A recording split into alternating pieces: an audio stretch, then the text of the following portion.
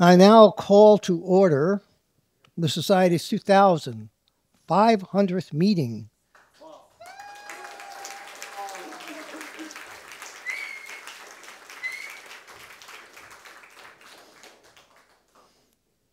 Cat calls? In what is now the 153rd year since its founding on March 13th, 1871. Good evening, everyone. As I think almost all of you know, my name is Larry Milstein. I am the president of PSW, one of the oldest scientific societies of Washington, D.C., committed, and we do mean this, to providing a forum to further scientific understanding and inquiry. And we welcome our members, guests, and friends, whether in the room or online, to tonight's PSW meeting and the lecture by Marc Rothenberg. As many of you know from having been at dinner, tonight is a special meeting for PSW. It's the Society's 2,500th meeting, which we celebrated with a gala dinner before the lecture, and we honor with tonight's lecture about the Society's founder and first president, Joseph Henry. As part of the celebration, PSW has minted commemorative medallions and has published volume 17 of the Bulletin. The new volume brings together in one place many of the foundational documents of the Society's formation, Joseph Henry's inaugural address to the Society, a number of histories of PSW, together with lists of the PSW presidents and the Joseph Henry speakers. And it also contains a paper by tonight's speaker, Marc Rothenberg, on Joseph Henry in the early days of the Society. And included are minutes of several meetings that marked important scientific and technological events of the day, often paired with a more contemporary report on a related subject. A second edition is planned that will incorporate many of the congratulatory notes that the Society has received marking the 2,500th meeting. We have also taken the opportunity to recognize past presidents who could be with us today and thank them for their work that maintained the Society so that it can continue to grow and serve science for another 150 years and another 2,500 meetings.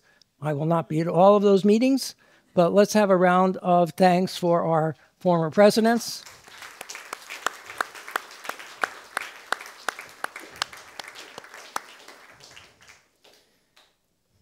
A final note, ordinarily the first meeting of the fall would be the Society's annual meeting. However, to facilitate the present commemoration and celebration, the annual meeting has been postponed and will be announced for a later date in due course. The Society is grateful to PSW full-year series sponsors, PSW member Mike Helton and Helton Associates, LLC, for their support. Thank you, Mike.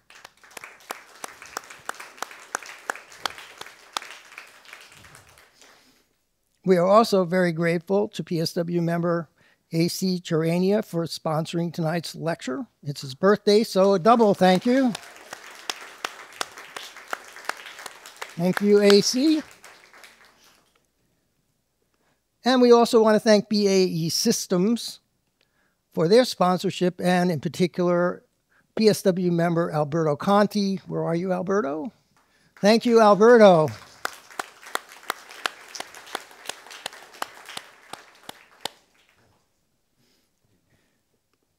This will take a little while, so bear with me. We have a lot of new members. So I'm pleased to note that the following new members have been admitted to the Society. And Riza Azadi, an IT professional interested in human-computer interactions and AI, who learned of PSW on Eventbrite. Aura Gim, a scientist with the Department of Energy interested in physical and medical sciences and science history and policy, who learned of a PSW from an announcement of a PSW lecture.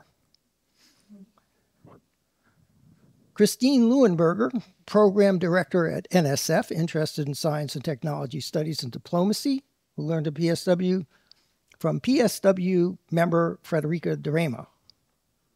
She is a prolific recruiter of members. She is in Greece, and she greatly regrets that she couldn't be here. She tried to get me to change the date many times, but it wasn't possible. Doug Robertson, Chief Technology Officer at the Small Business Administration, interested in AI, cybersecurity, quantum computing, spaceflight, and biotech, who learned a PSW from PSW member Victoria Sheets, who I think is here tonight, so thank you, Victoria. Alexander Gokin, a psychology doctoral student at AU, interested in visual perception, remote imaging, and signal processing, and machine learning, who learned a PSW from a string on Reddit. Yes, apparently somebody wrote that the place where scientists hang out in DC is PSW. I am not making this up. I'm not that creative. Matthew Venezia, a program manager at DoD, interested in quantum information science, remote sensing, hydroacoustics, and oceanography, who learned a PSW from the PSW YouTube videos.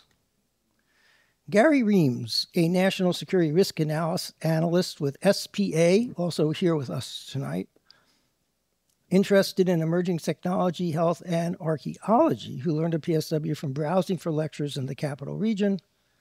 John Maupin, a financial analyst interested in geology, peopling of North America, and small nuclear reactors, who learned a PSW from YouTube.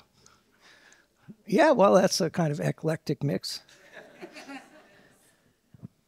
Sarah Abeck, a software engineer with Link Global, interested in AI, human-computer interactions, and psychology, who learned a PSW from a Reddit thread. Brad Schoening, an inventor and executive director, Big Data Professional Services at JPM Chase, interested in computer science, astronomy, and medical research, who learned a PSW from a Reddit thread.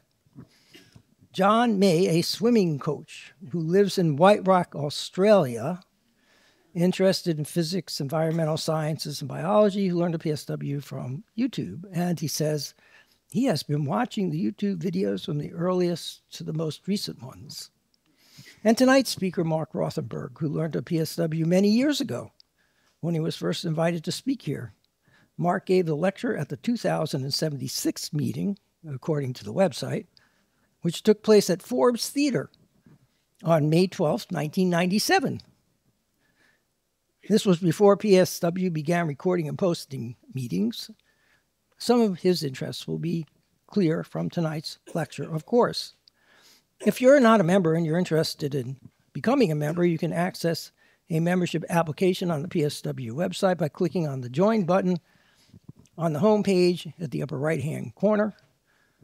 And if you're here in the Powell Auditorium, you can access the application using the QR code on the tables at the back of the room. All who are interested in science are welcome. All members are entitled to a signed copy of Volume 1 of the Bulletin of the PSW until we run out of them.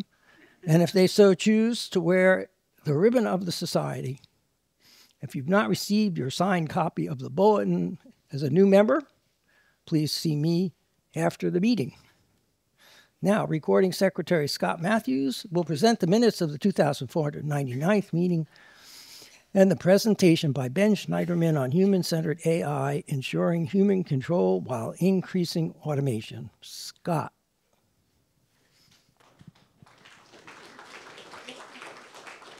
Thank you, Larry. Good evening. On June 28, 2024, in the Powell Auditorium of the Cosmos Club in Washington, D.C., President Larry Milstein called the 2499th meeting of the Society to order at 8:04 p.m. Eastern Time. He began by welcoming attendees, thanking sponsors for their support, and announcing new members.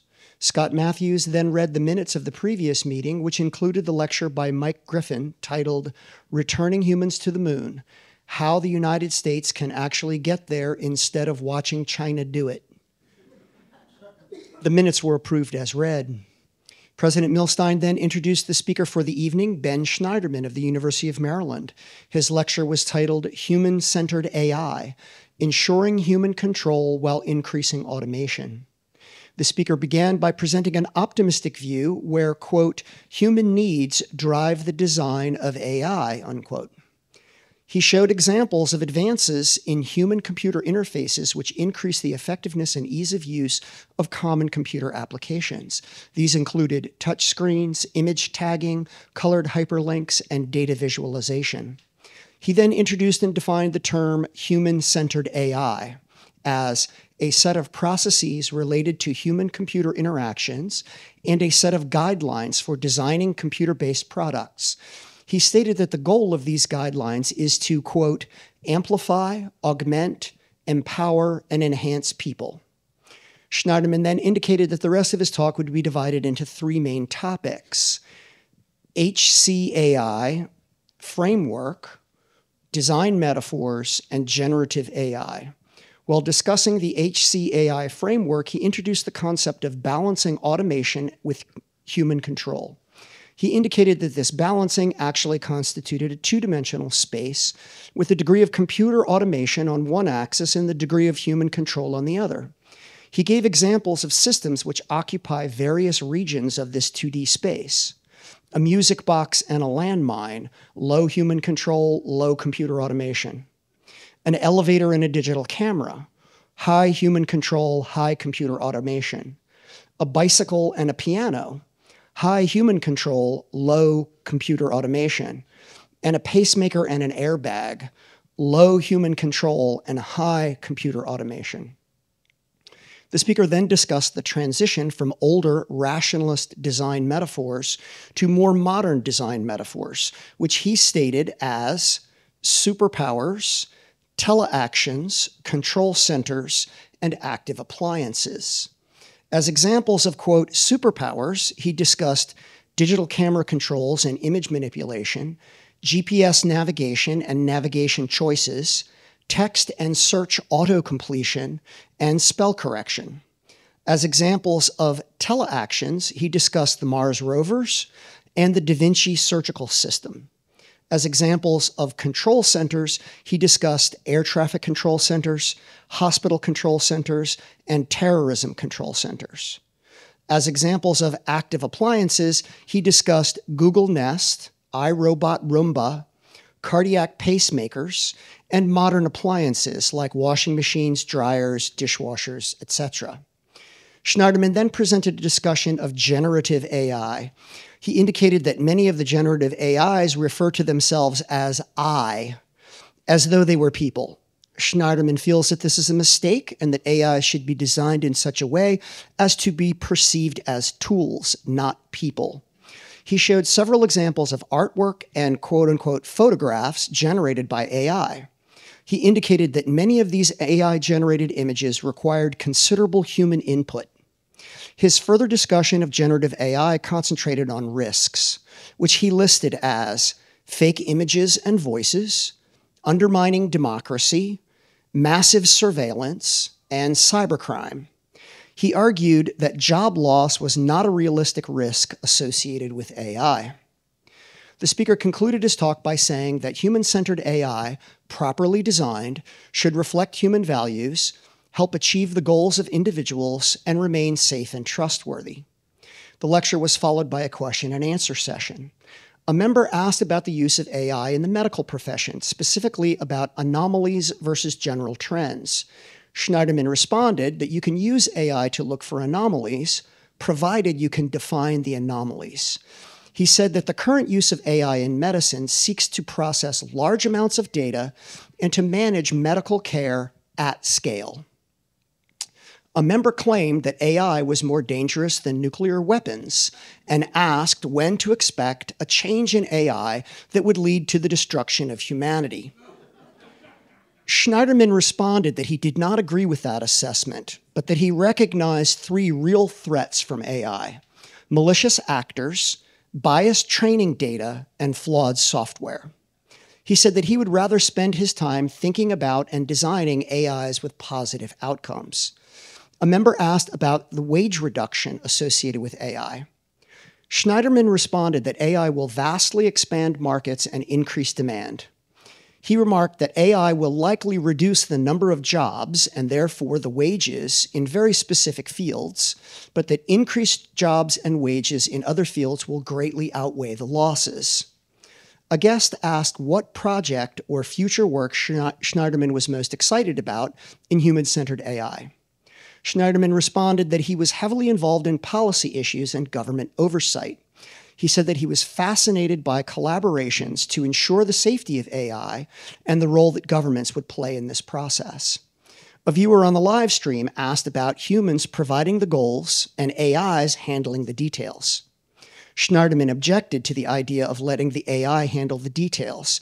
He gave the example of digital photography and digital image manipulation, stating that it was the humans that handled all these details, and that the human always has the ability to override the choices made by the AI. A member stated that he believed that in the future, AI would be able to provide him with affection, attention, encouragement, and love. Schneiderman responded that he believed that AI would not be effective in providing emotional or social support. After the question and answer period, President Milstein thanked the speaker and presented him with a PSW rosette, a signed copy of the announcement of his talk, and a signed copy of Volume 1 of the PSW Bulletin. He then announced speakers of upcoming lectures, made a number of housekeeping announcements, and invited guests to join the Society. He adjourned the 2,499th meeting of the Society at 10:01 p.m. Eastern Time. Temperature in Washington, D.C., 23.9 degrees Celsius. Weather, partly cloudy. Attendance in the Powell Auditorium, 79. Viewers on the live stream, 27, for a total of 106 live viewers. Views of the video in the first 2 weeks, 246. Respectfully submitted, Scott Matthews, Recording Secretary.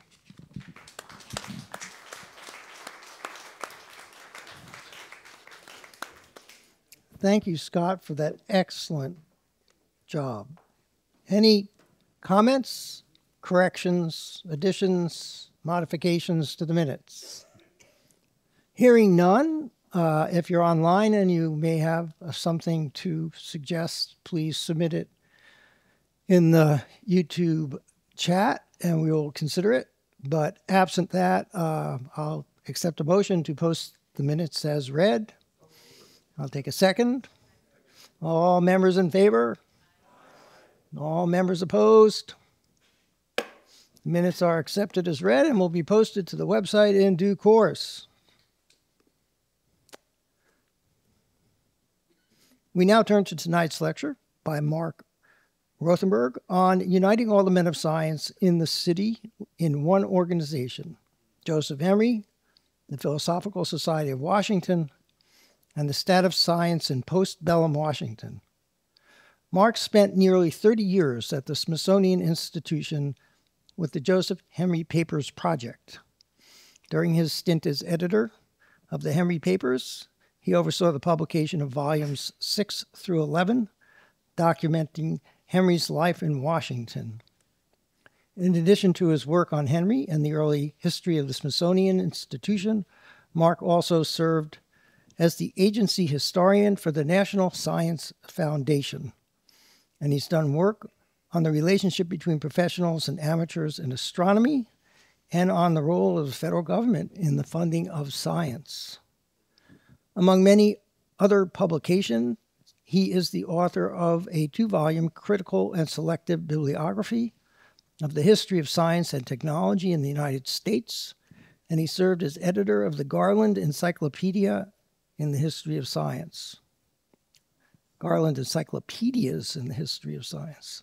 Among other honors and awards, Marc was president of the Society for History in the Federal Government, chair of the Historical Astronomy Division of the American Astronomical Society, and treasurer of the History of Science Society. The Henry Papers volumes received the Thomas Jefferson Prize for Documentary History from the Society for History in the Federal Government, and the Eugene S. Ferguson Prize from the Society for the History of Technology. Marc earned his undergraduate degree in astronomy at Villanova and his graduate degree in the history of science from Bryn Mawr. Without further ado, questions will be fielded in the Q&A session after the lecture. Marc, the stage is yours. Thank you, Larry, for that introduction. I'm honored to be asked to speak on this august occasion. if you know the musical Hamilton, you know that it opens with Aaron Burr asking a question. How does a bastard, orphan, son of a whore, and a Scotsman, dropped in the middle of a forgotten spot in the Caribbean by Providence, impoverished, in squalor, grow up to be a hero and a scholar? Well, I'm going to open with a similar question. How does the son of an alcoholic day laborer with minimal formal education help turn Washington into a major center of scientific activity, become the symbol of American science in the last third of the 19th century, and along the way, become the driving force behind the founding of the Philosophical Society of Washington, which I will call PSW for the remainder of this talk. I want to talk about Joseph Henry, the most important 19th century American scientist most Americans had never heard of. That's our title. And there's Joseph Henry. This is the best known image of Henry. It's a painting made after his death, but it captures the image of the senior leader of the scientific community. On May 13, 1878, Joseph Henry, Secretary of the Smithsonian Institution, President of the National Academy of Sciences, President of the PSW, and among other achievements, first science advisor to a President of the United States, died. 3 days later, the funeral was held at New York Avenue Presbyterian Church. The federal government closed for the funeral, which was attended by President Rutherford B. Hayes, Vice President William Wheeler, the Cabinet, members of the Supreme Court, members of Congress, senior officers of the Army and Navy, and representatives of scientific societies, including members of the PSW and academia. And I often ask the question of people to think about, can you think of a scientist whose funeral would be attended by the President, the Vice President, and members of Congress? Just think about that for a little bit. Commemorations of his life soon followed. Among these was a meeting of the PSW on October 26, 1878, a memorial service in the House of Representatives chamber on January 16, 1879, and some statuary, which we'll get to. Speaker after speaker emphasized Henry's role in public and government service. At the PSW meeting, William B. Taylor of the Patent Office and the Smithsonian claimed, quote, "Whenever, in any important case, a scientific advisor could be useful to the proper conduct of a bureau, Henry's reputation generally pointed him out as the most suitable expert." At the memorial in the Capitol, Congressman and future President James A. Garfield told his audience that under Henry, the Smithsonian was, quote, "one spot in this city across which the shadow of partisan politics has never fallen," close quote. Henry was, quote, "a man who served his government with singular ability and faithfulness," close quote. But General William T. Sherman, perhaps best known to you as the man who marched across Georgia, but who was also a strong advocate of science in this city, made an even stronger claim for Henry. To him, Henry was, and I quote, "a hero." What Sherman said was as follows: "His conquest was not over cities razed, homes desolated, or the forms crushed and lacerated, but over the obstacles of nature, in mastering her laws and harnessing them to the uses of his fellow men. No widows or orphans are left to mourn over his victories, but millions who have reason to rejoice in the increased knowledge and stimulated industry which followed in the wake of his intellectual triumphs." Close quote. The scientist was, quote, "an example to the youth of our land to show that honor and fame may be earned in the school of philosophy, as well as in the more tempting and active scenes of public life," close quote. Sherman's description of the scientist as conquering hero without resulting in death or destruction is perhaps all the more powerful because of his own reputation as a ruthless warrior. In 1883, the nation showed its esteem for Henry in another way. On April 19, the federal government closed early, and up to 10,000 spectators, including top government officials, crowded the mall near the Smithsonian building to hear John Philip Sousa, the March King, lead the Marine Band in a new composition, the Transit of Venus March, which written for the occasion, and to see the unveiling of the statue of Henry we're all familiar with now in front of the castle. Now this is a photograph. I hope you can see that there's the Henry statue there. Okay. That's the crowd surrounding the dedication to the of the statue.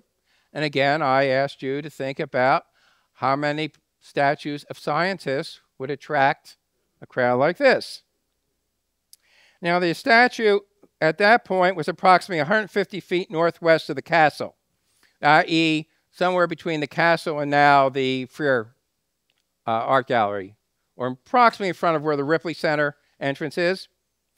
In 1934, it was moved to its present location, but with Henry facing the castle. Estill and Ripley had it spun around. And that's what you're more familiar with, the statue today. Now there's a story that Ripley turned the statue around because he didn't want Henry to have to face for all eternity this building that he hated. Because Henry did indeed find the castle inappropriate for both the city of Washington, from an architectural point of view, and for a variety of ways in terms of usage. Now, this is not really quite true. What Ripley wanted to demonstrate when he spun the statue around was that the Smithsonian, from its founding by Henry, faced outward towards the world, not inward towards itself. International recognition followed in 1893 at the International Congress of Electricians, where the international units of electrical measurement were named, along with the volt, the amp, the farad, the coulomb, the joule, and the ampere. There was the Henry, the unit of inductance. But the ultimate acknowledgement of Henry's status in the minds of late 19th century Americans can be seen in the main reading room of the original building of the Library of Congress, which was completed in 1897. If you look up in the balustrade, you will see 16 statues representing 8 areas of human endeavor and accomplishment. The 2 men selected to represent science are Sir Isaac Newton and Joseph Henry. And that's Henry up there. They join, among others, individuals who need only one name: Homer, Beethoven, Shakespeare, Plato, Michelangelo. Not bad company, and a measure what Henry meant to 19th century American science and to the nation. One last indicator of Henry's fame around the turn of the century. This is a October 1904 page from the calendar cards distributed by the Bullock Electrical Manufacturing Company of Cincinnati. It manufactured electric equipment for electric light. This is the calendar page. It also created equipment for power and railway plants. On the back of the calendar was a biography of Joseph Henry. He was well known among the clients that he should be incorporated into their calendar. So who was this man that Sherman called a hero that late 19th century Americans decided to stick up right next to Sir Isaac Newton? Well, it's a brief chronology, very skeletal. Born in Albany, New York, 1797. 1826 to 1832, he teaches at the Albany Academy, boys' school, where he had actually been educated earlier. 1832 to 1848, professor at the College of New Jersey, now Princeton University. 1846, 1878, secretary of the Smithsonian Institution, there until his death. And 1871, 1878, founder and first president of the Philosophical Society of Washington, again until his death. I'm going to now try to fill out this chronology. As I said, Henry was born in Albany, New York, in December 17, 1797, at least according to his baptismal records. If you asked him, he was born in 1799. He always insisted that he was 2 years younger. And this may be linked to the sensitivity as to the nature of his education, a point I will get to in a few minutes. Henry's father was an alcoholic, doomed to die in a fit of delirium tremens in 1811 when Henry was 13. He was, again, a day laborer. At the time, Henry wasn't even living with his parents, but rather in the village of Galway, New York, about 37 miles from where his parents lived. He'd been sent to Galway about age 8 to be raised by his step-grandmother and an uncle. And we believe that this is done because of the limited finances of his family. Galway offered Henry a village school education, and he learned the fundamentals, arithmetic, reading, and writing, but not spelling. Through his entire life, he spelled phonetically. He did not return to Albany to live with now his widowed mother, who was running a boarding house, until 1814, early 1815. There he became an apprentice to a silversmith, not very successfully. Having fallen in love with theater during visits to Albany from Galway, he began to think about having a career as an actor. And it was at this point in his life that Henry, the unhappy apprentice with little money and a very uncertain future, found a new passion which changed his fortunes and changed the history of science in the United States. The catalyst for his transformation was the first volume of George Gregory's 1808 book, Lectures on Experimental Philosophy, Astronomy, and Chemistry. This is the title page, 2 volumes, volume 1. This is the volume that Henry found. It belonged to one of Mrs. Henry's boarders. Struck by Henry's response to the volume, the boarder gave the book to Henry, and the volume now survives in the Alexander Graham Bell Joseph Henry Library in the Dibner Library of the History of Science and Technology in the National Museum of American History, Smithsonian Institution. And I've had the privilege of holding that book. Gregory's popular introduction to the physical sciences begins with an appeal to the reader's curiosity and the desire for social advancement. Quote, "You are, I presume, desirous, my young friends, of acquiring knowledge, of satisfying your curiosity, of storing your minds with useful ideas, of fitting yourself for company and conversation, and of enabling yourselves to proceed gradually in the paths of science till you arrive at distinction and eminence." Close quote. The book goes on to answer a long series of questions about natural phenomena. As indicated by Henry's marginal annotations, one set of questions in particular attracted his attention. You throw a stone or shoot an arrow upwards in the air. Why does it not go forward in the line or direction you gave it? Why does it stop at a certain distance, then return back to you? What force is it that presses it down to earth again instead of going upward? This passage contains, of course, some of the basic questions of physics. There is no need to guess Henry's reaction to this book.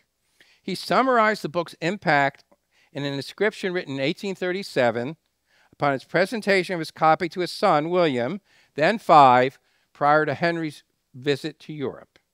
Quote, "This book, although by no means a profound work, has under Providence exerted a remarkable influence in my life. It actually fell into my hands when I was about 16 years old, and it was the first book I ever read with attention. It opened to me a new world of thought and enjoyment, invested things before almost unnoticed with the highest interest, fixed my mind on the study of nature, and caused me to resolve at the time of the reading that I would immediately commence to devote my life to the acquisition of knowledge. Now, end of quote. Despite these noble sentiments, the reality remained that Henry was a fortuneless young man who has to toil for a living. He worked as an actor, a country school teacher, a private tutor, and a road surveyor. He interspersed his work with part-time attendance at the Albany Academy between 1819 and 1822. And although he was almost a decade older than his classmates, although the head of the academy apparently thought Henry was only 16 at his enrollment instead of 19,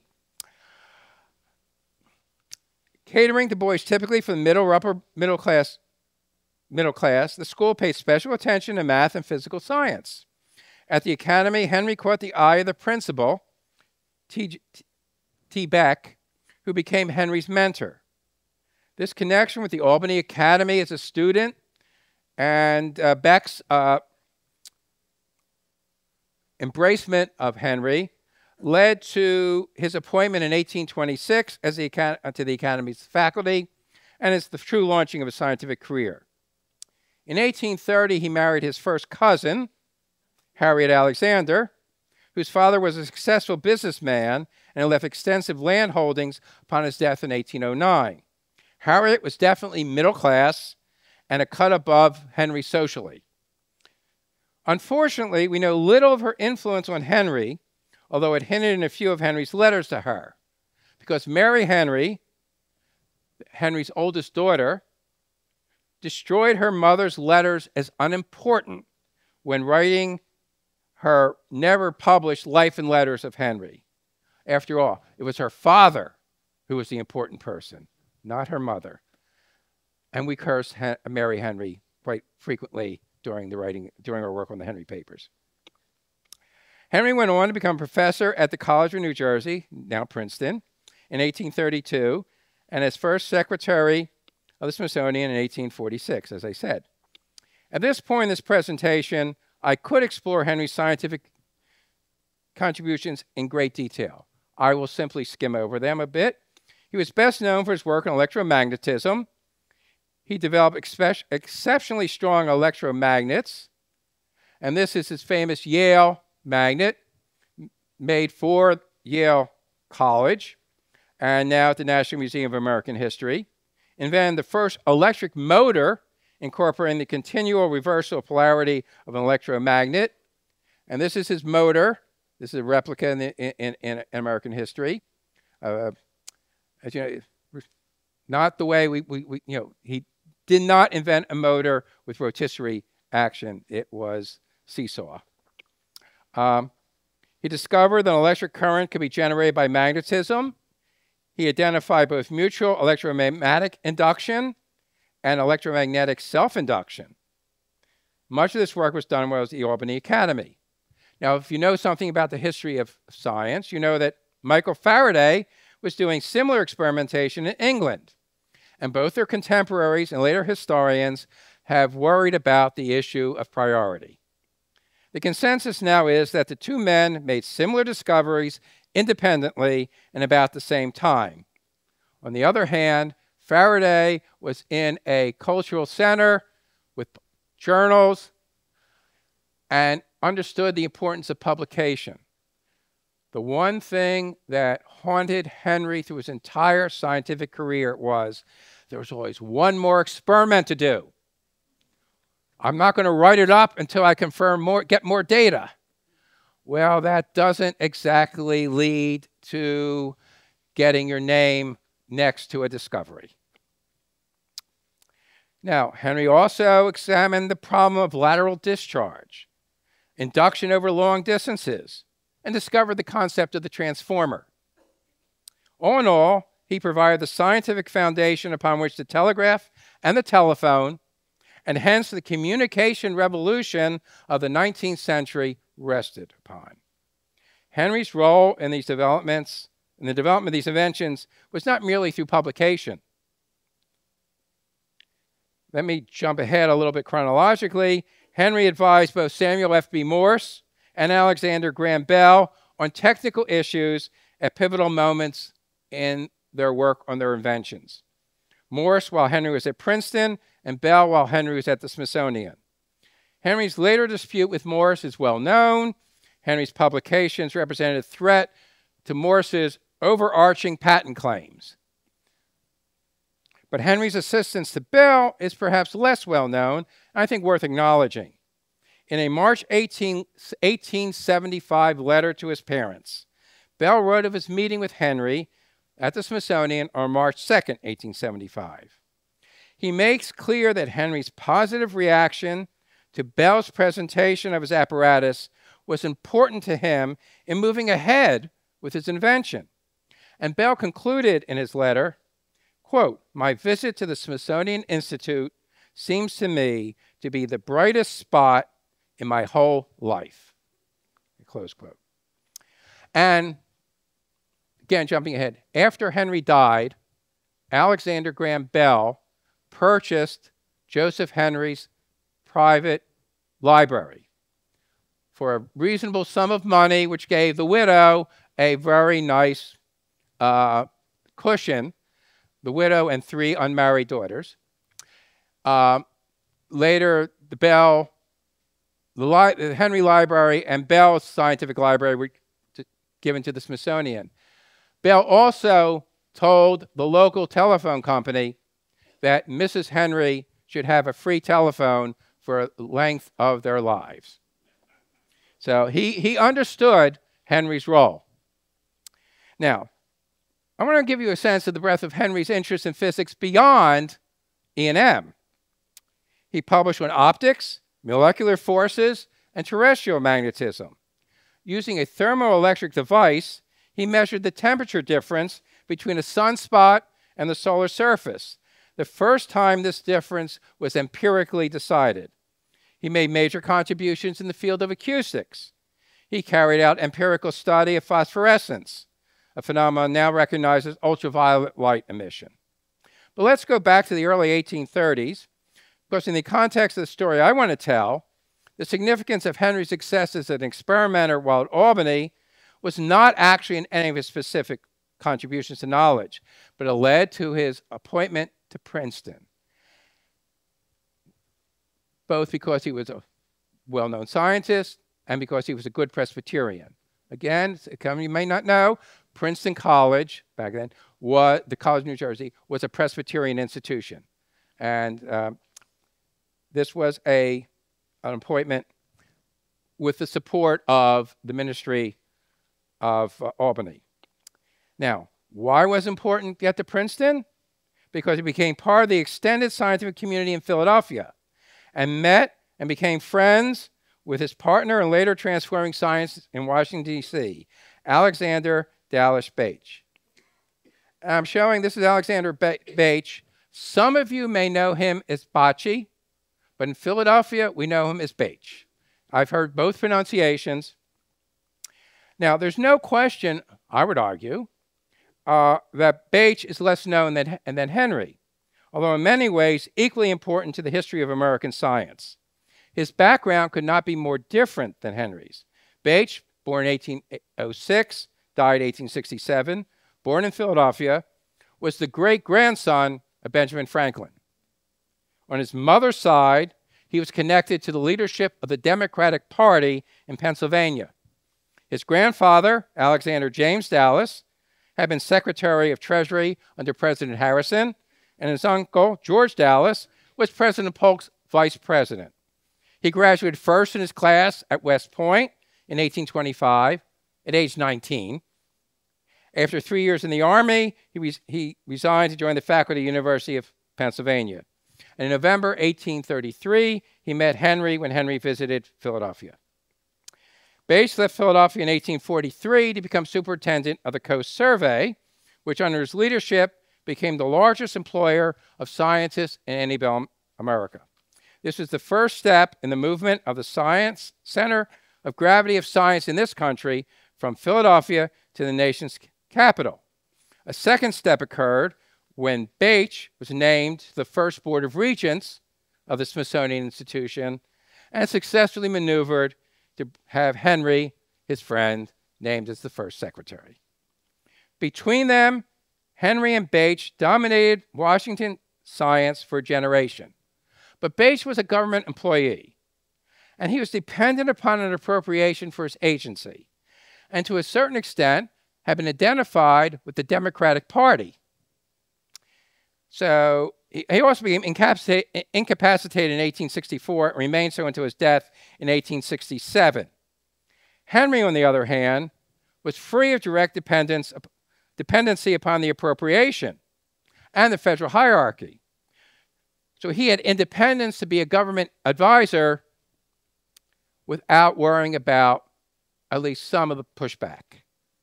Although deliberately nonpartisan, he had a long personal history of relationships with politicians going back to his Albany days, and had friends among politicians from both the Democratic and Whig parties and later the Republican parties. Perhaps naively, Henry believed that politicians could be educated as to the importance of science. We all believe that, right? And respond positively to requests by the scientific community. And I quote here, "If the scientific men of the country will only be properly united, they can do much for the advance of their pursuits through assistance from Congress. Politicians as a class are timid, except when they have an object which they know is worthy and in the advocating of which they are sure of being sustained by authority." Close quote. An example of Henry's efforts to educate politicians were his interactions concerning Charles Darwin and the theory of evolution. Give two examples. We don't know the context, but in 1865, Henry loaned Congressman Thaddeus Stevens, who was very famous for his work in the passage of the 13th Amendment, a copy of The Origin of Species. In his cover letter, Henry told Stevens he considered the book, quote, as one of the most prominent productions of the day, destined to have a great influence on the study of the animal and vegetable productions of the earth, as well as on the tendency of the human family, so far as its members are influenced by external nature, close quote. In a conversation with Senator Timothy Howe in 1874, Henry once again documents Howe documents this conversation where Henry argues for the scientific validity of Darwin's theory, but hesitates about its application to race, as Darwin had done in Descent of Man. So we know, and we know that Henry visits and interacts with the members of Congress all the time. While Secretary of the Smithsonian, Henry worked to expand existing federal programs and activities to include science, and utilize science to influence government policy. We can identify Henry's role as an advisor to the executive branch as early as the Millard Fillmore's administration, i.e. the early 1850s. And this continued through subsequent administrations. Initially, Henry relished his power to influence the executive branch, once bragging that the Secretary of the Interior told him that, quote, if the request was back myself, that would be sufficient, close quote. Soon, however, he began to ration his influence, or at least try to deflect requests for assistance, fearing that he would bankrupt his influence if he did it too often. One of the two areas in which Henry's role as an advisor truly highlighted how science could benefit the nation were the Civil War and his work with the Lighthouse Board. And these are three examples of his work in the Civil War. I'm actually going to do the advising of the Navy before the sperm oil. So that actually makes more sense. This was the first time, as far as I've been able to find, that a president relied upon a science advisor in wartime, and possibly the first time where science influenced a significant U.S. policy. Now, in what was a contradiction of Sherman's later positive view of the victories of science, Henry argued in the Smithsonian Report for 1862 that science could contribute to the war effort, and in turn, science benefited from war. Quote, although the immediate object of war is the destruction of life and property, yet a state of modern warfare is not a condition of evil unmingled with good. Independent of the political results which may flow from it, scientific truths are frequently developed during its existence, of much theoretical as well as practical importance. The art of destroying life, as well as that of preserving it, calls for the application of scientific principles and the institution of scientific experiments on a scale of magnitude which would never be attempted in peacetime. New investigations of the strength of materials, the law of projectiles, the resistance of fluids, the application of electricity, light, heat, and chemical action, as well as aerostation, are all required. All right. Before I go into Henry's role as a science advisor, I would like to talk briefly about something some of you might know about. The accusation of Henry's a Southern sympathizer. Henry had had many friends among the Southerners who later joined the Confederacy, not the least of which was Jefferson Davis. He had refused to fly an American flag over the Smithsonian on the grounds that it was an international scientific organization, not a government building. And he resisted the quartering of troops in the castle. In doing so, as you see, Henry distinguished between the role of the Smithsonian in the war and Henry's personal obligations as an American scientist. Now, if you know Carl Sandburg's biography of Abraham Lincoln, you know that Sandburg writes a very colorful story about Henry being arrested as a traitor. In Sandburg's telling, Henry had been arrested by an army officer for signaling the Confederates from one of the towers of the Smithsonian. The officer brought Henry to the White House so that Lincoln could confront him, just to be told by the president that the night before he had joined Henry at the Smithsonian to observe the testing of new army signals. Now, we actually know that Lincoln was up there on the castle roof during the testing of army signals, which are being sent from the cottage, the president's cottage, up 16th Street. What does ring true in this is that Henry and Lincoln definitely did interact.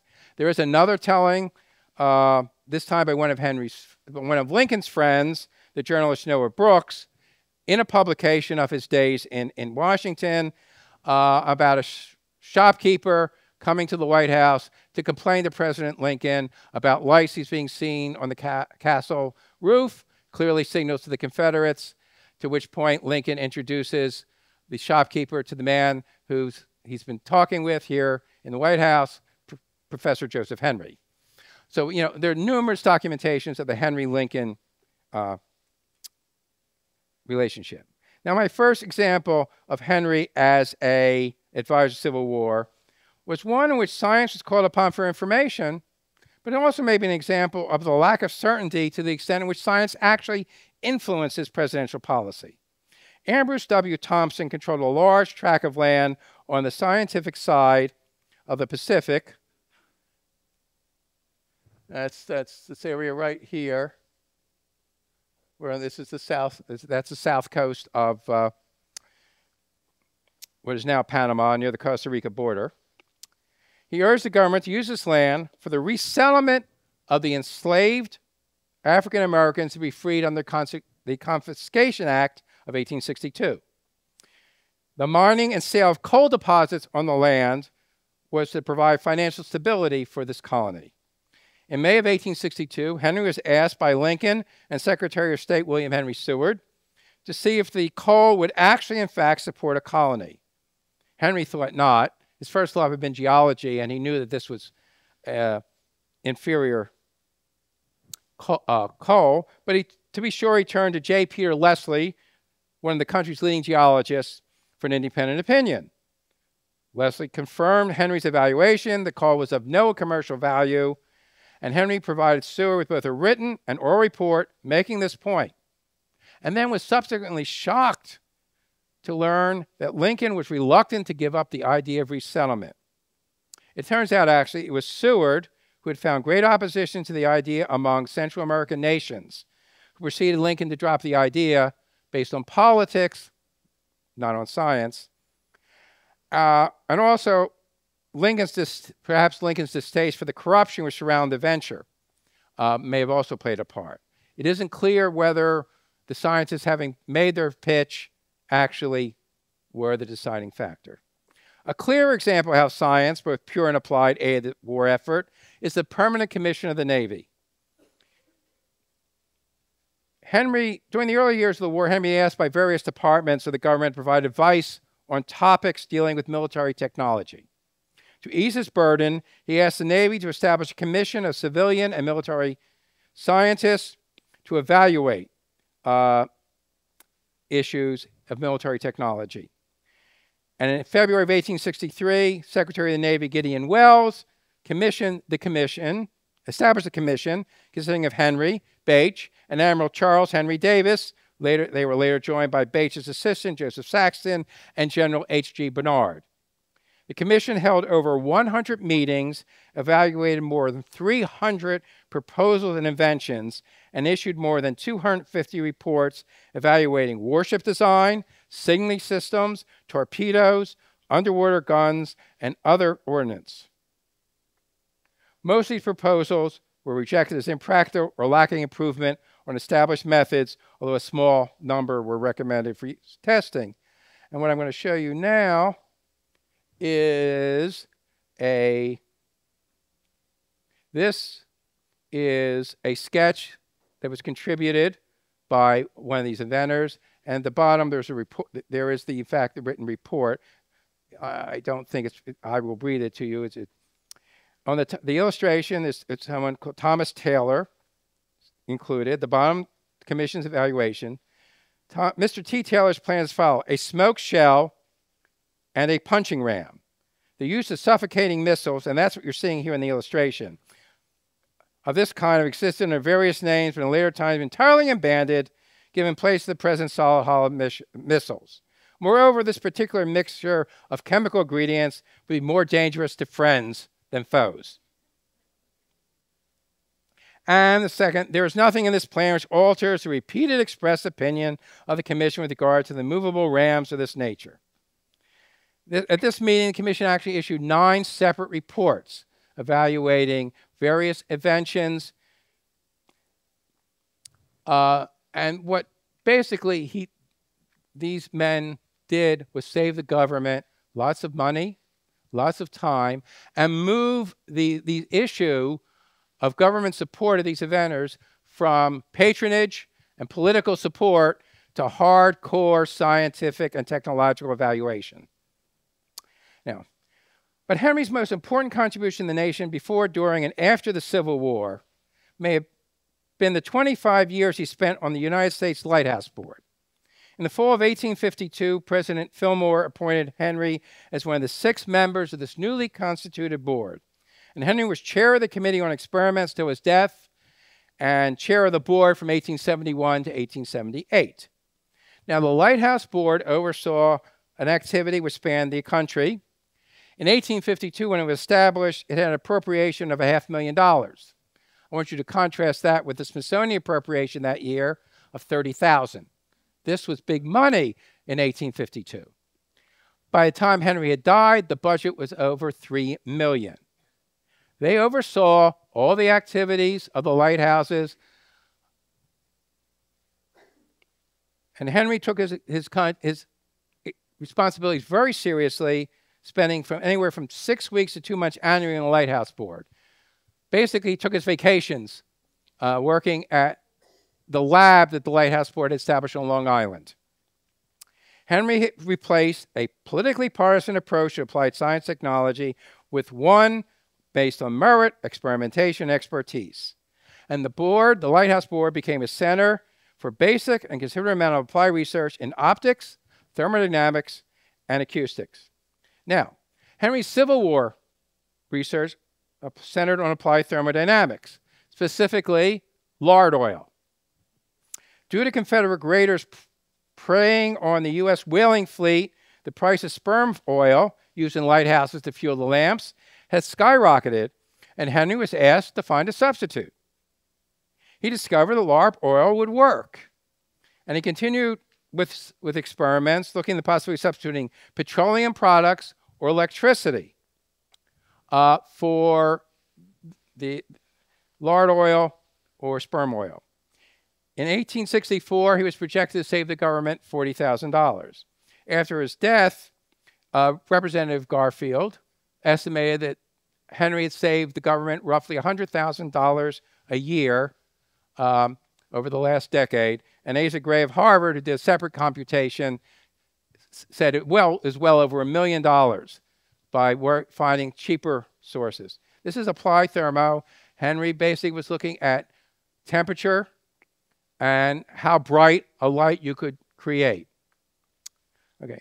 Now, because this meeting is to commemorate the activities of scientific society, let's switch to Henry's participation in scientific organizations. Henry participated in 3 types of scientific organizations. There were informal gatherings, scientists gathering for good food, good talk, and good drink. There were organizations with large physical footprints, which had libraries, meeting halls, and other elements which supplemented formal presentations. Think, for example, the American Philosophical Society in Philadelphia. And there were organizations like the PSW, which existed only to host and disseminate in some manner scientific presentations. What was the value of such gatherings of scientists? Henry answered this question 3 times, once in mid-career, twice toward the end of his life. In 1850 presidential address to the American Association for the Advancement of Science, he told members, quote, "The association of this kind have an important bearing on the advance of knowledge, and it's proved by abundant experience." He went on to draw an analogy with thermodynamics. We know that light and heat evolved from an isolated portion of fuel is far less intense than when it is burned in connection with other combustibles. Each portion increases the power of the other till the whole becomes excited to an intense glow, shedding its genial fluence all around. So in the reciprocal action of mind on mind, there is an excitement produced highly favorable to the perception of new truths. Each mind illuminates the other. 2 decades later, in his 1871 presidential address to the PSW, Henry returned to this theme, basing his judgment on a lifetime participation in such groups. And that is, you can see that in your booklet. I'm not going to quote the whole thing, but it is through the influence exerted and assistance rendered by such associations that science is advanced and its results given to the world. And in a later address, just months before his death, he credited scientific organizations with both diffusing and increasing knowledge. And it, the PSW, tends to keep alive an active spirit of scientific advancement, not only to diffuse a knowledge of discovery among its members, but also to stimulate, by friendly criticism and cordial sympathy, to new efforts in the way of explorations into the unknown. Henry made a further charge to the new PSW in his 1871 presidential address. It also had to disseminate the work of its members beyond the walls of the meeting hall. Scientific societies had to produce communications of some sort. For the 19th century, this meant proceedings and transactions. For the 21st, a posting on the internet. But diffusion of some sort was essential. Historically, every learned society, scientific or otherwise, faces 3 burning questions. Who could become a member? Who could be an officer? And who could publish in its publications? Is interest in science sufficient to join, or must one demonstrate an ability to contribute to the advancement of knowledge? Are leaders simply locally or nationally prominent individuals? Or are they scientists? Is publication open or subject to peer review? There are many stories to be told about the history of scientific societies in the United States. In the antebellum United States was the ill-fated National Institute for the Promotion of Science, a local Washington, D.C. antebellum group with national pretensions, with its leadership drawn from the ranks of politicians. Or a successful rival, the AAAS, with leaders from the scientific community and growing control over the years over publication.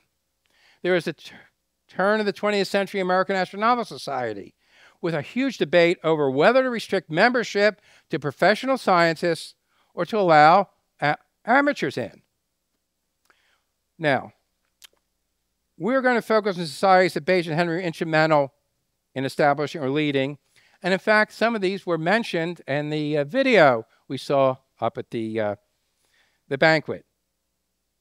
First, there was the club in Philadelphia. According to Henry, the club has no name and must be kept secret so as to excite no jealousy. It first met in 1834, continued to meet 3 or 4 times a year until, well, we don't know for sure when it ended because, after all, it's a secret society. But we think it survived until Bache moved to Washington.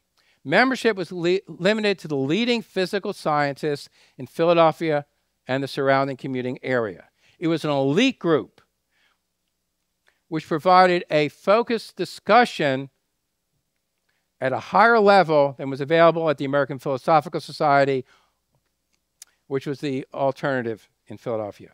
In Washington, Bache and Henry belonged to the Lazzaroni. Organized and led by Bache, the Lazzaroni were limited in membership, but a wider geographical distribution in the club. Harvard professor Louis Agassiz, University of Penn professor John F. Fraser, and Yale's James Dwight Dana were among its members. Essentially, it was a dining and lobbying group which sought to encourage professionalization and specialization in U.S. science. It also sought to enhance the professional opportunities and scientific reputation of its members. The group fell apart because of Henry's refusal to go along with his latter program of enhancing members perhaps beyond their reputation. The Lazzaroni did provide one gift to American and Washington science, the National Academy of Sciences. The idea of an elite organization of scientists who would provide counsel to the government came to fruition in 1863 through the efforts of Bache, Agassiz, and Admiral Charles Henry Davis, and the cooperation of Senator Henry Wilson of Massachusetts. This painting, 1924, obviously well after the fact, is allegedly the founders of the National Academy at the signing of the legislation by President Lincoln. It never happened. But, okay, what we have? We have Benjamin Peirce, who is professor of astronomy at Harvard. That's Bache, Henry, Louis Agassiz. You all remember Lincoln. Senator Wilson, Admiral Charles Henry Davis, and Benjamin Gould, an astronomer who was responsible in large part for the destruction of the Lazzaroni because he, this issue of getting a job. We won't go into detail with that, but these are, you know, Herder put these folks together in a room. It never happened. One controversial provision of the legislation named the original 50 members, and membership was restricted to those 50 until death, unless there was death or resignation. The original 50 reflected the view of Bache and not the true nature of the scientific community. It was skewed towards the physical sciences, excuse me, and left out some of the country's leading scientists because of just jealousy or hostility on the part of the members of Lazzaroni. But one aspect of the membership reminds us what Bache, and although Henry, thought about the role of science. 17 of the original 50 members of the National Academy were either military officers or government employees. For a third of the members, science explicitly meant service. Now,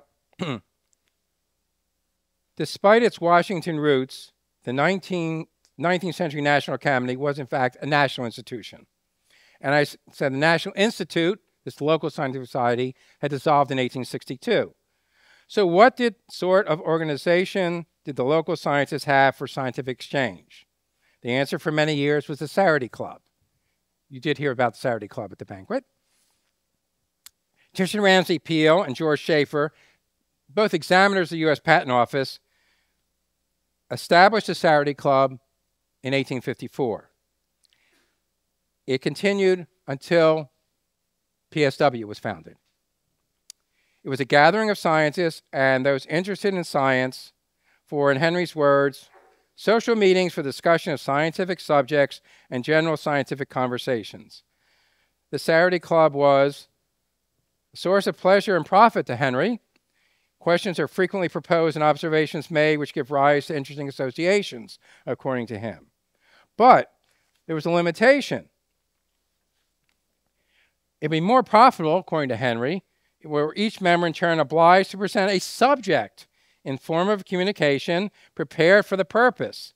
Although I've repeatedly proposed this, have endeavored to establish the custom by example, the members are too much occupied in their several compulsory occupations willing to be tied up to a performance of the kind proposed.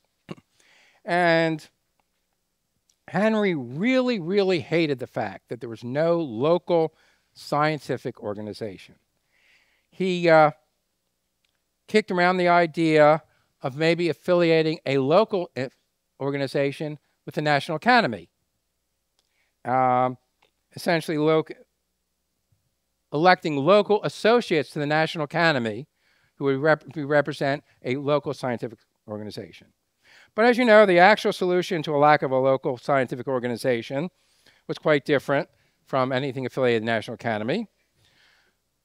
You all know this history. On February 7, 1871, a petition signed by 43 men, primarily science engineers, but including the Chief Justice, Samuel Chase, and General William T. Sherman, presented to Henry, requesting him to preside at a meeting for which they proposed to hold for the purpose of forming society, having for its object the free exchange of views and studies on scientific subjects and the promotion of scientific inquiry among its members.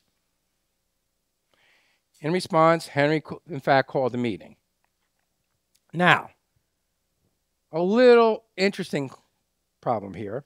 For some reason, the meeting that Henry called seems to have disappeared from the official records of the PSW. Sorry, folks.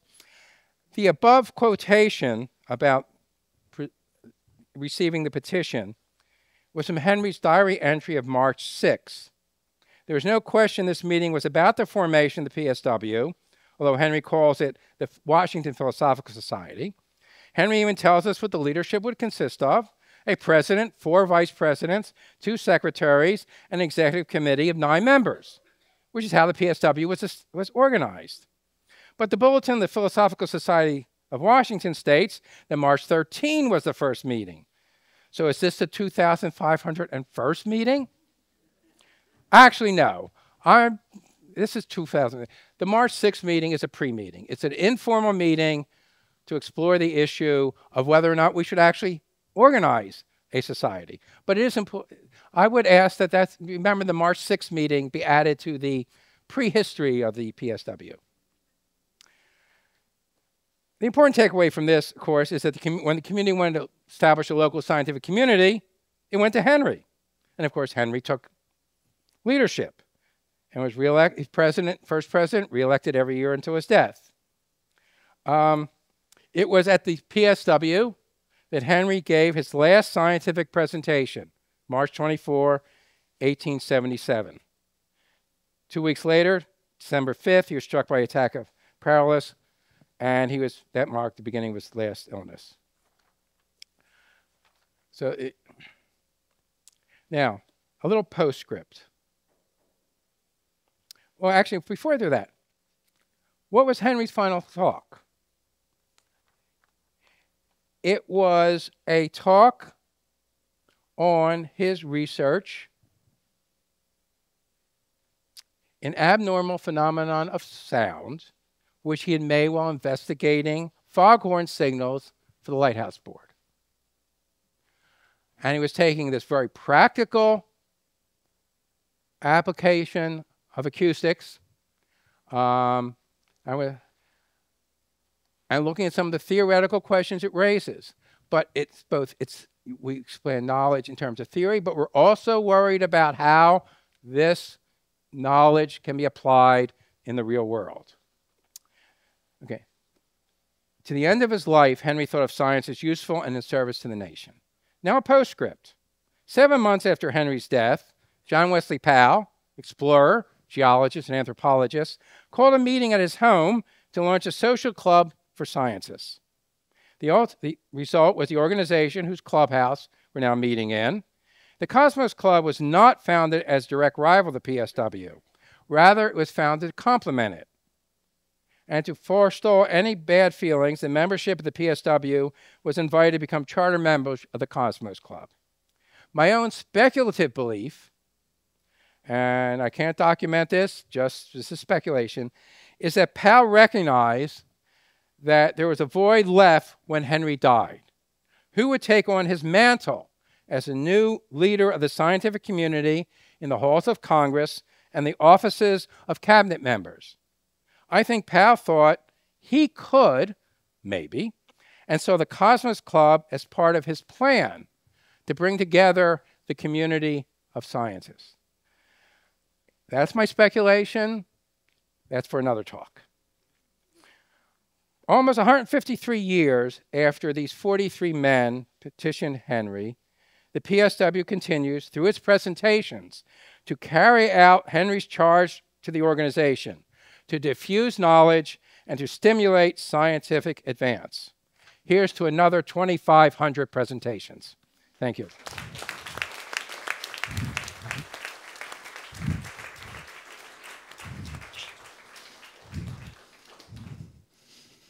Thank you, Mark, for a wonderful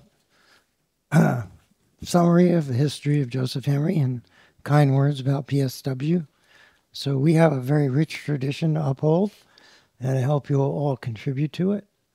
Of course, we at PSW like to think of the Cosmos Club as being the place you go for a nice repast, a drink, and some socializing, whereas you come to PSW for serious discussion.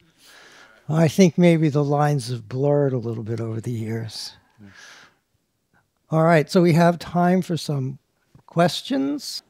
Okay, let's start with the red microphone. Matt. Hi, Matt Kaywood, member. With Powell setting up the Cosmos Club after Henry's death, there's a scenario in which, the PSW fell apart right then, and, none of us would all be here, right? So how did that, do we know how that didn't happen? How did they manage to continue after Henry's death and become stronger over time? Well, I think there was a continuing feeling, the need for a place for scientific presentation here in Washington, in which the community could, in fact, communicate to each other.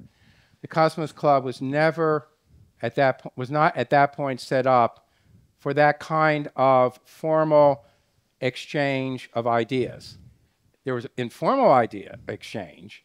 Policymakers, leaders of scientific agencies may get together to discuss policy and how we can get the budget and things of that nature. That was more what the Cosmos Club was like. Now, again, the Cosmos Club has evolved over the years, and now it has a huge program of intellectual contributions.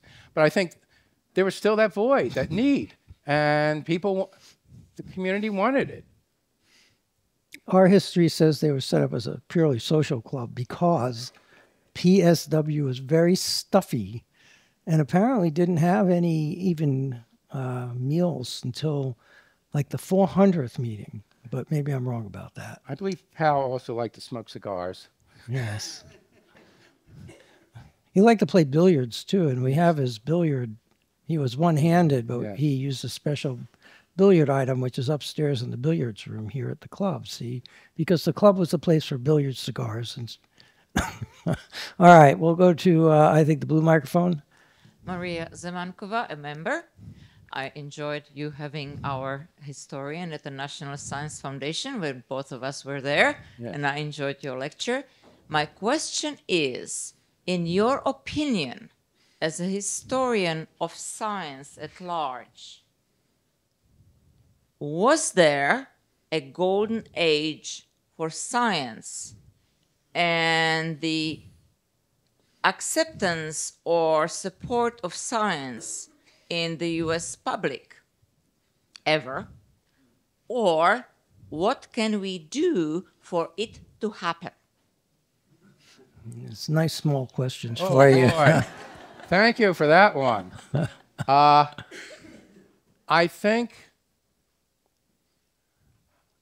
guess one of the ways to distinguish it is, are you talking about the ability of Congress to fund science? And I would argue that if you looked at the funding of science by the U.S. government, shockingly, science was one of the biggest, I believe, other than the military, the biggest activity funded by the government during the period of Henry's lifetime, mainly because the government was, of course, generally small. But yeah, you know, the military contributed a large chunk of money to scientific exploration. The Navy funded, supported science, and these were significant in a time of smaller organization. The Lighthouse Board, was a major funder. Now, again, you think of lighthouses, and part of their money is going into paying the salaries of the keepers, but it's also supporting Henry's lab on Long Island. And they're looking at, and there was lots of experimentation both here and in Europe over whether or not electricity in the late part of the 19th century was a practical. And I would say the conclusion was we can train lighthouse keepers to handle petroleum. We can't train, they don't have the educational levels to maintain electric batteries to keep a lighthouse on electricity. It was a practical, as well as a technological issues. So, but I would say that was a significant, we forget that happened. As the government grew, one could argue scientific support didn't keep pace. But every time a war occurs, World War I, there's a surge. National Research Council. World War II, huge funding. Basically, you have, where Henry was right, I think, was if you can, congressmen can be persuaded if they see a payoff of some sort. And I'm going to give you a National Science Foundation. Ronald Reagan eliminated the education program at the NSF. By the time he left, when he went in, by the time he left, it had been restored at a higher level than it was. Why? Because reports came out about how the U.S. was behind Europe and Japan in science and mathematics. And Reagan did not want that. So suddenly it becomes an important political issue that and it's forward. I always found that when I looked at those numbers back in the day, it's an interesting sort of problem. If politicians think there's a payoff, politically, economically, socially, I think they will support science. And I think that's what Henry, and I think that's what Powell both realized. But golden era, it's going to come, I don't know. How do you get the American public to tell their congressmen that this is something they want to support, that this is important? Let's go to the next question. Do we have a red microphone somewhere? Right here. Okay, red microphone. So my name is Julia Sharp, and my question builds a little bit on the previous, but this goes almost into epistemology. So there's science, but then there's also our values. Our values can be things that we just choose that we want, whereas science is more of a method from how I understand it. In Henry's time, you mentioned there being a lot of scientists with bipartisan connections with politicians. And today, even, we can see a lot of examples of how, Mother Nature and science work the same way, one way or another, but you can see how, for example, the United States and China will react very differently and apply science and engineering. Question? differently. Yes, sir. Thank you. Going. What is a lesson you can see from Henry's time that applies to today, where he saw that friction between our science and our values, and what's a way that you can apply it? Thank you for keeping me focused. Between science and values? Yes, sir. I'm going to turn that one around. You know, when you don't know the real answer to the question, you sort of, you know. Henry taught the survey course required of every student at Princeton. Among his students were sons of plantation owners from Louisiana, for example. You know, all sorts of individuals. Princeton actually drew a lot of people from the students in the South. How do you get students to value physics? And his answer was, we're not going to teach you facts. We're going to teach you how to think. That's what science does. It teaches you how to think, how to evaluate material, how to come to proper conclusions. And it doesn't matter whether you're a plantation owner or a doctor or a lawyer, you're going to do better than your colleagues in the field if you pay attention to what I'm teaching you about how science operates. The other thing that was taught was that science was progressive, that we move forward, that it always achieved, it was moving forward all the time. And therefore, it was part of, if you will, a progressive view. And in the United States, after all, we were, that's what we thought ourselves, right? A great nation moving forward, the city on the hill, I mean, all these positive values. And science was very positive in that sense. And I think that this is the kind of thing that we sometimes need to think about is, does it really matter, how can I put it, that a student understands the equations or that he understands how a scientist got to the equations, the process? And basically that's what Henry would argue. That's what Henry would argue in terms of talking to politicians. For example, the Darwin thing. Henry loved Darwin. Why? Did he believe everything? No, especially the ascended man. But Darwin's process was correct. Now, Henry wasn't a naturalist, but he understood that Darwin gathered information, lots of knowledge, and moved forward. It was the scientific methodology, if you will. I have another question related to that one. Okay. Coming from the ether. Oh, there is no ether. It's actually from the back of the room. That is, what was Henry's view on natural theology? Natural. If you know that he had one. Henry was a staunch Presbyterian. He believed in the resurrection and eternal life. He definitely believed in an almighty God. He believed in that there was a plan here. I would argue that very few scientists did not believe in some way, some sense of natural theology. I wrote one chapter in my dissertation is on religion as an influence on the support of science in 19th century America. I mean, the astronomers could link their discoveries with the concept of the great almighty God. I mean, most people think of natural theology maybe in terms of the eye, but in fact, what was much more powerful was the universe. So I would say, although I don't remember him saying specifically, I would argue that he clearly believed it was just part of the intellectual milieu that he grew up in, and I would be surprised if he wasn't. My name is Paige.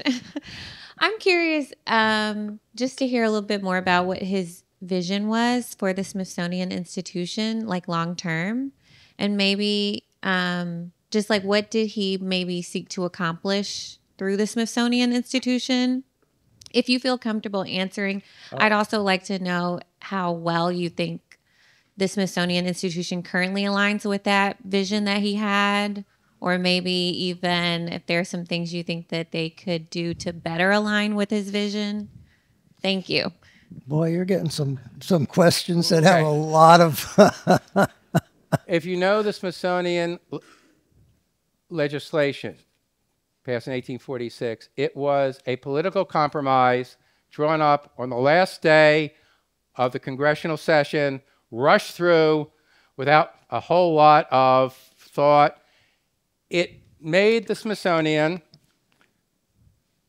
the National Museum, the National Library, a research center, had a building which was, after the mayor of the city of Washington was on the Board of Regents, and boy, yes, you had to have a local presence, right? Big building. It was all this stuff. The big fight between Henry and the people who had the vision of the legislation was over the question of the library. Henry did not want the Smithsonian to be the National Library. In fact, it granted copyright, just like the Library of Congress, in the legislation. And he looked at that and said, oh my God. And after a fight with the librarian of the Smithsonian, he managed to get the librarian fired. He got the book shipped to the Library of Congress, and he reduced the Smithsonian Library to a research library. It also had a lecture hall. That was also part of the original legislation. He hated that idea. He wanted to focus on supporting research. He did not think that such an institution could be a successful educational institution. Now, when the 1865 fire destroyed the lecture hall, Henry made sure it wasn't rebuilt. What he wanted to do, what he spent a good deal of his funding on, was providing publication subventions to scientists and publishing material. If you've ever tried to publish a botanical or zoological paper with lots of illustrations, you may have some sense of what the cost is. Think of it in the 19th century. And there's no market for this beyond a few dozen, maybe in some cases. The Smithsonian also produced its own series, Contributions to Knowledge. The first publication, like this, was on the remains of Indian mounds, Native American mounds, in the Midwest. Who would bother to save all the data that had been gathered by various surveyors and researchers? Smithsonian would. That was it. The other thing the Smithsonian did, you better stop me at some point, because remember, I spent 30 years at this. The other thing the Smithsonian did was collect Native American artifacts. Henry feared that the Native American populations, he expected, would be wiped out in conflict with the Euro-Americans. He wanted to save the culture before it disappeared, which is how some of those collections took place. So currently, what Henry did not want was the Smithsonian to become a government agency.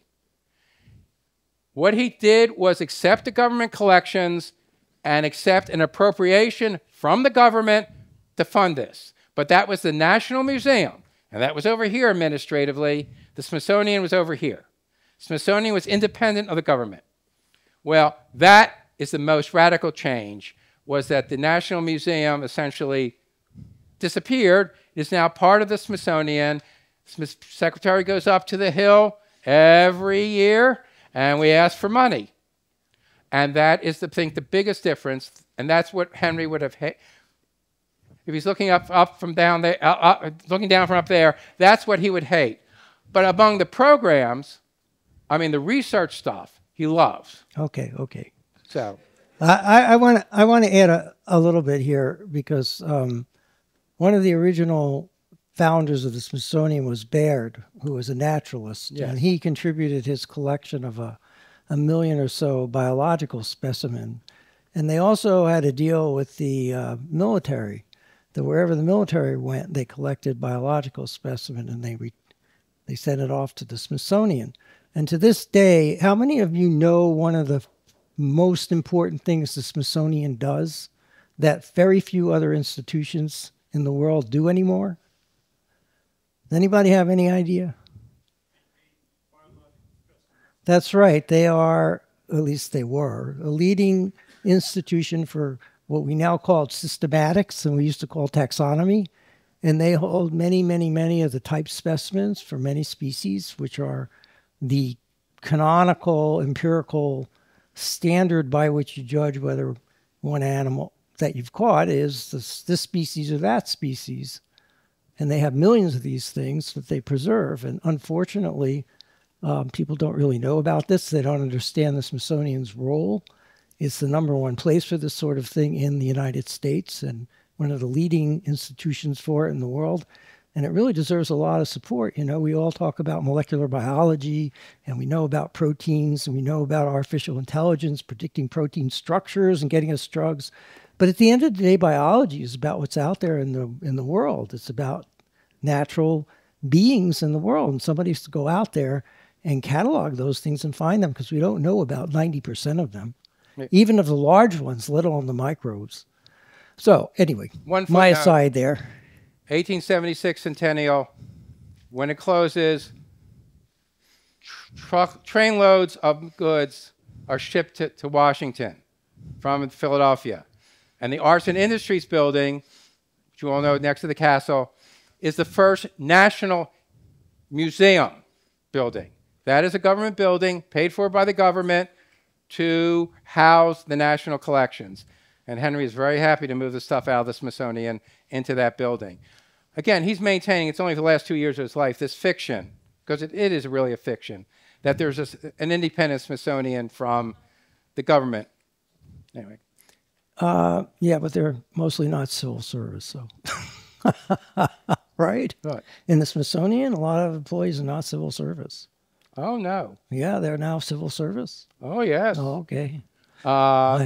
Except for, well, according to how you do the numbers, because the people work in the shops, for example, are not civil service, and that's a huge number of people. I thought the executives are not civil service, judging by what they tell me. The secretary and the our senior lawyer are always trust because they have to be independent of the government.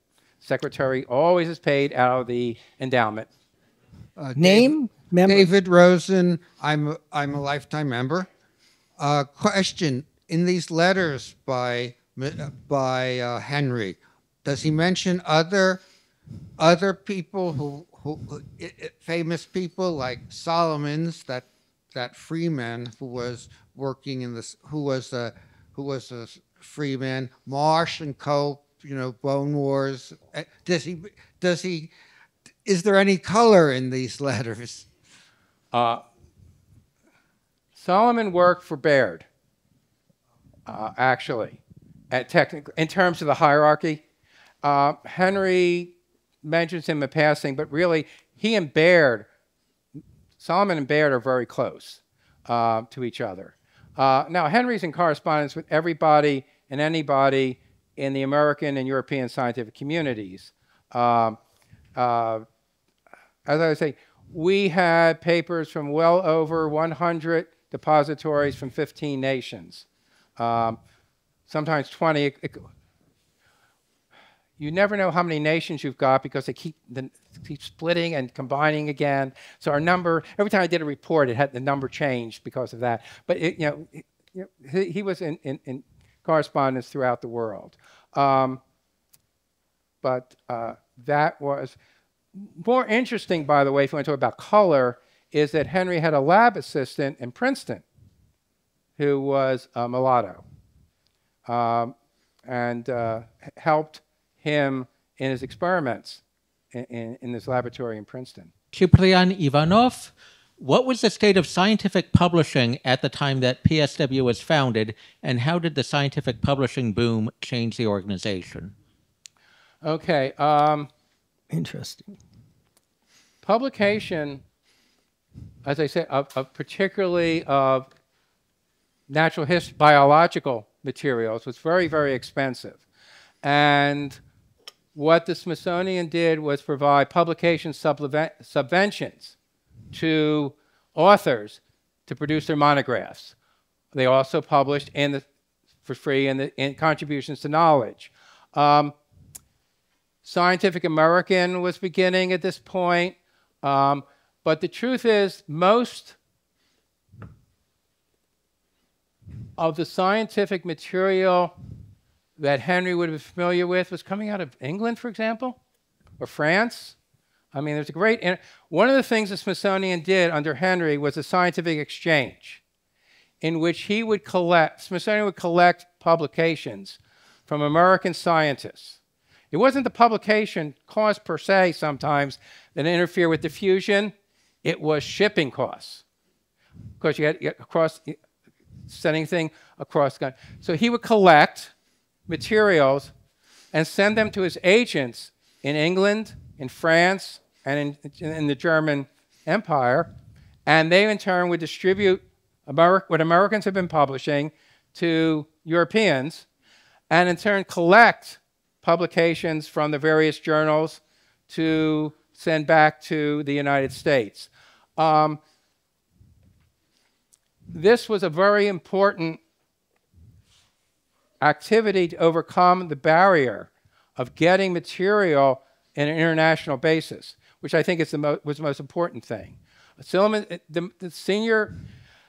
Journal, American Journal of Science and Arts, American Journal of Science, was still the premier scientific journal, broadly speaking, in the United States. The Astronomical Journal was started and died quickly. Getting specialized journals died fairly quickly. The other major publication were state geological surveys, huge volumes, distributing huge amounts of both theoretical and practical information in geology and paleontology and mineralogy.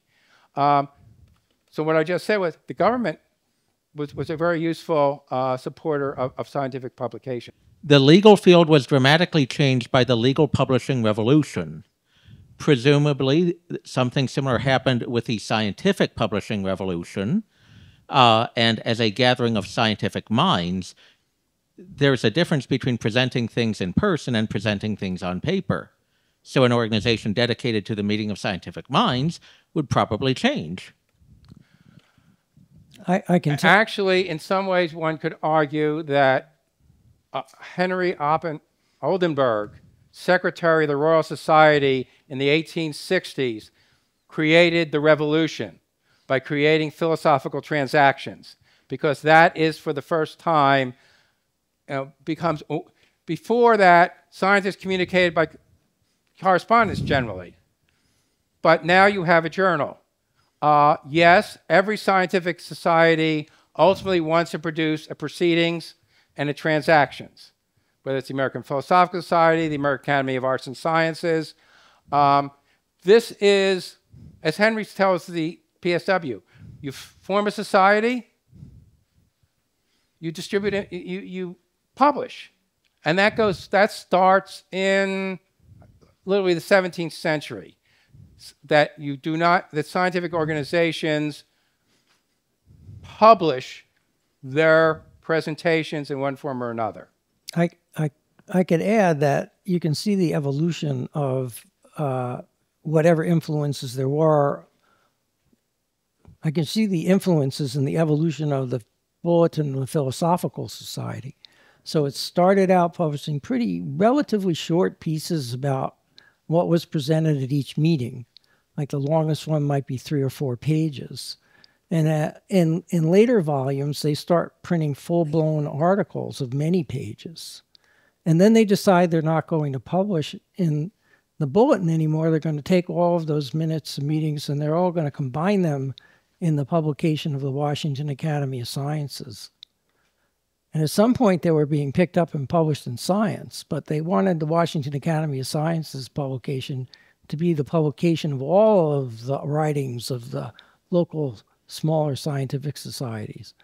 And I don't know when that petered out, but there's this big blank between about the late 1920s and the next volume of PSW, which was published in 1961.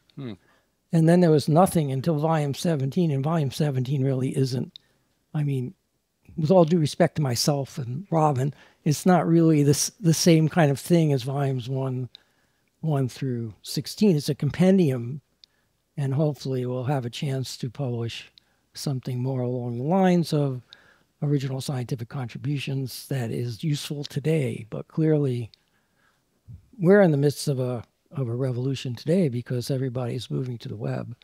And even the manner of the publication is changing because of the interactive nature of what you can put on with animations and with 3D, and you can walk through things and they can, you know, it's a whole different thing to publish a live HTML-enabled document than it is to write a text document. So I think we'll go one more question. Will Angel. Evening. Will Angel, I am a member. Thank you for the lecture tonight. My question is, what can you tell us about the historiography, the history of Joseph Henry? Joseph was such an important scientific figure who then faded from public view after his death. Can you tell us about why that happened and how our understanding has evolved? Yeah. Thank you. Yeah. In the wake of Henry's death, there were various publications by students and colleagues. And I say 1897, he's up there in the Library of Congress. So clearly he hasn't been forgotten. But what happens, I think, is that we sort of forgot about doing the history of science. We did a history of technology. Or as one person once said, everyone knows who Morse is. Everyone knows who Bell is. Do they know that, that the basic scientific work that they leaned upon was created by Henry, or that Henry troubleshot some of their work? No. I think it was a movement in that direction. Coulson is the biographer. He was a Princeton engineer. He wrote a biography based on limited materials in I think it was 1950. That kind of was the standard for many, many, many years. And I think that just reflected, again, but one of the problems also was that everyone knew Faraday too. Better, much more visible. And also, even among the scientific community, the difference between Faraday and Henry was Faraday and Henry would look at the same experimental results, and Faraday would say, I'm not sure about this. And of course, what evolves field theory.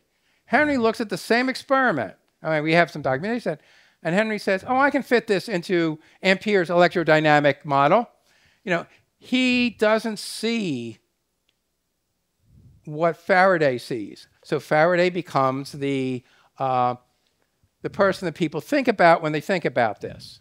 So I think that's it. Now, fortunately, again, Albert Moyer, 1997, Henry's bicentennial, did a biography of Henry. It is absolutely outstanding in terms of Henry's work. Burt was a historian of physics at Virginia Tech. Tells you, I think, analyzes Henry's research through his time in Albany and Princeton in a way no one else has, and I highly recommend it. Unfortunately, Burt came down with cancer. He was going to do a second volume on Henry at the Smithsonian. He knew he wasn't going to live long enough, so he threw a chapter in at the end about Henry at the Smithsonian, but that's what he did. But if you want to know about Henry's research and the context of it, I highly recommend Albert Moyer, biography of Joseph Henry. But we worship invention perhaps more than science as a culture. Maybe that would be my short answer to this one. I think we're going to wrap up with that. Okay. Well, thank you very much. Thank you.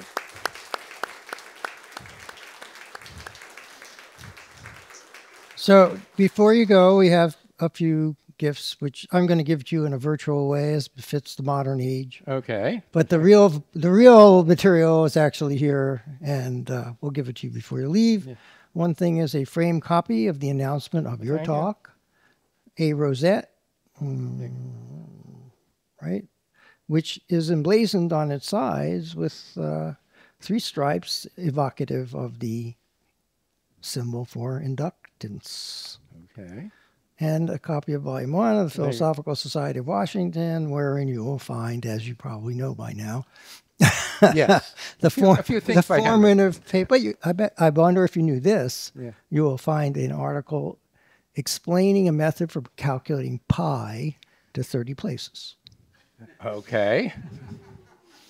Incredibly useful today if you happen to not know how to use a computer Yes. or look things up on the web. Yeah. Well, thank you very much. I appreciate it. Thank you very Thank much. you. Okay. And before we go, we have the usual closing announcements. I'm sure you've all been looking forward to what our upcoming lectures are going to be. So we have some kind of more fun ones coming up. So we're going to have Kirby Runyon talk to us about space tourism.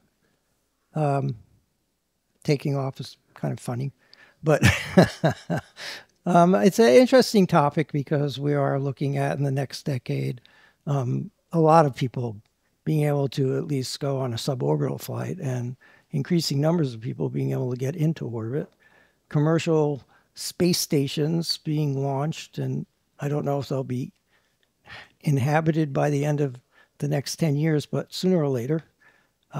We have people who are definitely going to be flying around the moon, all commercially, not government sponsored, mostly coming out of the United States as it happens.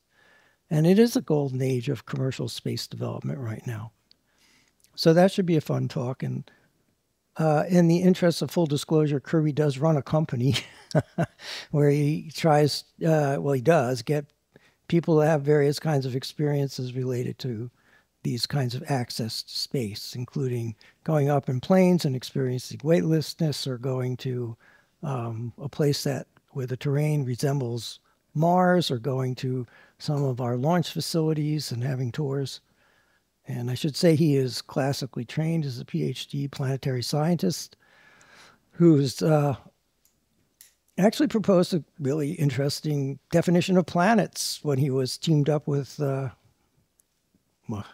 Alan Stern, arguing that Pluto really is a planet, and that the demotion of Pluto was really harebrained and incorrect and unscientific, blah, blah, blah. And we had a debate here, which you can see on the web, between Alan Stern and Ron Akers, who at the time was the head of the International Naming Authority. And it's an interesting study in two people talking past each other, because Alan was consistently arguing for a scientific definition, and Rob was consistently saying, look, we have a procedure for deciding on names. We followed the procedure. If you don't like the outcome, you can follow the procedure and get the name changed. And then Alan would say, well, look, that definition is really harebrained. And it was interesting. Okay, so the next meeting will be Marc Rothenberg. Marc is a linguist who created Klingon, as well as a number of other invented languages, and he is going to be talking about that. His scholarly work was on a Native American language, but he somehow got into this business of creating languages for movie characters. And it's interesting because, well, for one thing, it's the linguistic and neurological aspects of how language works, but another thing is that there are actually people out there who are writing things in Klingon. There's a Klingon dictionary. There's an opera in Klingon. And it's a little like, I don't know how many of you read Lord of the Rings when you were young, and of those who read Lord of the Rings, how many of you learned to write things in Runish? and put them on your lockers and pass secret notes around like we did.